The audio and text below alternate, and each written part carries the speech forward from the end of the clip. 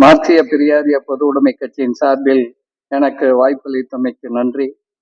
இங்கு உரையாற்றி சென்றிருக்கின்ற திராவிடர் கழக தலைவர் ஆசிரியர் அவர்களே, உரையாற்ற இருக்கின்ற தோழர் தியாகு அவர்களே, பேராசிரியர் ஜெயராமன் அவர்களே, உரையாற்றி சென்றிருக்கின்ற குமணராசா அவர்களே, உரையாற்றி இருக்கிற ஆரூர் புதியவன் அவர்களே, அனைவருக்கும் வணக்கம்.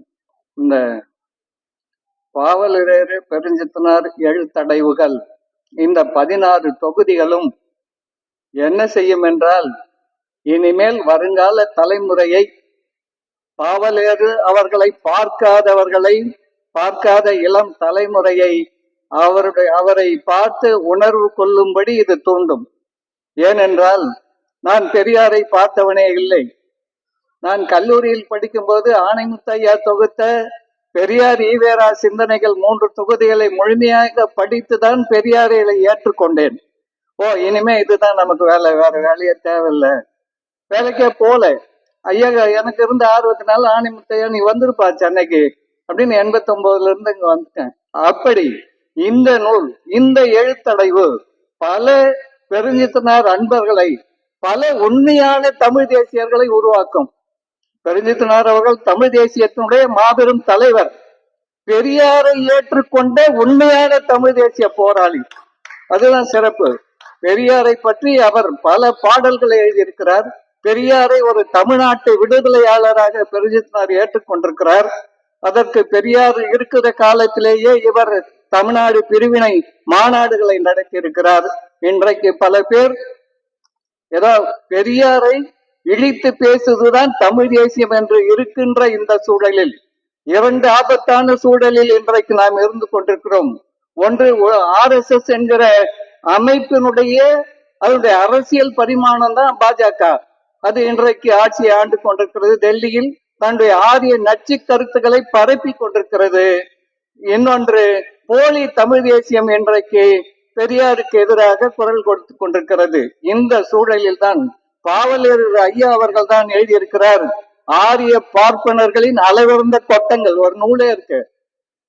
எவ்வளவெல்லாம் இவனுங்க திமிரு வாலாட்டி இருக்கிறார்கள் என்பதையெல்லாம் பாவலர் எழுதியிருக்கிறார்கள். ஆகவே அன்றைக்கு ஆணைமுத்தையா அவர்களுக்கு பெரியார் ஈவேரா சிந்தனைகளை தொகுக்க 1972 2 ஆண்டுகள் முழுமையாக தேவைப்பட்டது. விடுதியில் தங்கினார். பல ஆயிரம் பக்கங்களை படித்து 2170 பக்கங்களில் தொகுத்தார். இன்றைக்கு தோழர் பொழிலன் அவர்களுக்கு 3 ஆண்டுகள் தேவைப்பட்டிருக்கிறது. ஆக இதையெல்லாம் நாம தொகுத்து கொடுத்தாதான், ஆணைமுத்தையா சிந்தனைகள் வந்த பிறகுதான் பெரியாரை பற்றி பல முனைவற்பட்ட ஆய்வேடுகள் வெளிவந்தன. பேராசிரியர் நாகநாதன் அவருடைய மனைவி ஜமர்கனி அவர்கள், நான் பெரியாரை பற்றி PhD செய்ய போகிறேன் என்று சென்று கேட்ட போது, பெரியார் என்ன மெட்டீரியல் இருக்குது, நீங்க எப்படி PhD பண்ண முடியும் என்றெல்லாம் கேட்டார்கள். அப்போது அவர் பெரியார் ஈவேரா சிந்தனைகள் 3 தொகுதியை கொண்டு சென்று பேராசிரியரிடம் சாந்தி அவர்கள் அளித்த பிறகுதான் முனைவர் பட்டம் சேருவதற்கே ஒப்புதல் கொடுக்கப்பட்டது. பெருஞ்சித்தனாரை பற்றி முனைவர் பட்டம் செய்தவர் உதயசூரியன், செய்யாறு அரசு கலைக்கல்லூரி பேராசிரியர் உதயசூரியன். ஆனா என்ன ஆச்சுன்னா, எழுதி முடிச்சிட்டாரு, பெருஞ்சித்தனார் பேரால் முனைவர் பட்டம் கொடுக்க முடியாது என்று தடை செய்து விட்டார்கள். அதன் பிறகு பொற்கோ அவர்கள் எல்லாம் பேசி போராடி ஒரு வழியாக உதயசூரியன் அவர்களுக்கு பாவலர் அவர்களுடைய எழுத்துக்களை ஆய்வு செய்து முனைவர் பட்டம் பெறுகின்ற வாய்ப்பு உருவாக்கியது. இப்படியெல்லாம் பல சிக்கல். பெருஞ்சித்தனாருக்கு ஒரு ஆய்வா, ஒரு PhD என்று. இன்றைக்கு இந்த 16 தொகுதிகள் வந்த பிறகு பல்வேறு முனைவர் பட்ட ஆய்வுகள் பாவலர் அவர்களுக்கு பல்வேறு பல்கலைக்கழகங்களில் மாணவர்கள் செய்வார்கள். அதற்கான கருவி நூல்களை தோழர் பொழிலன் அவர்கள் நமக்கு தொகுத்து கொடுத்திருக்கின்றார். எனக்கு இங்கு பேசுவதற்கு அதிக நேரம் இல்லை. எனக்கு பிறகு பெரும் பேச்சாளர்கள், தலைவர்கள், இங்கே தியாகு அவர்கள் பேச வேண்டும், பேராசிரியர் ஜெயராமன் அவர்கள் பேச வேண்டும். பெரியார் அவர்களை பற்றி பாவலர் அவர்கள் எழுதிய ஒரே ஒரு பாடல் வரியை மட்டும் கூறி என்னுடைய உரையை முடித்துக் கொள்கிறேன். கருகி போய் கிடந்த இந்த நாட்டிடை வந்தே உருகி உருகி உயிரை தேய்த்தே ஒளியை பரப்பிய ஊழிய தலைவரம் அலிசேர் எங்கள் அருமை பெரியார். தன்மான ஊற்றினை தகைமை தலைவனை மண்மானம் காத்த மாபெரும் மீட்பனை அரியாருள் எல்லாம் அருஞ்செயல் ஆற்றிய பெரியார் எனும் பெரும் பேரரசனை இழிப்புரை சொல்வதா? இதான் பாவலர் கேட்ட கேள்வி. அன்றைக்கே பெரியாரை இழிப்புரை செய்தவர்கள் இருந்திருக்கிறார்கள். அவருக்காக இவர் குரல் கொடுத்து இந்த பாடல் எழுதியிருக்கிறார். அதாவது மண்மானம் காத்த தன்மான ஊட்டினை தகமை தலைவனை மண்மானம் காத்த மாபெரும் மீட்பனை அரியாருள் எல்லாம் அருஞ்செயல் ஆற்றிய பெரியார் எனும் பெரும் பேரரசனை இழிப்புரை சொல்வதா? சொல்லி இங்கு இருப்பதா? அதுதான் முக்கியம். ஜெயராமன் தான் நோட் த பாயிண்ட்.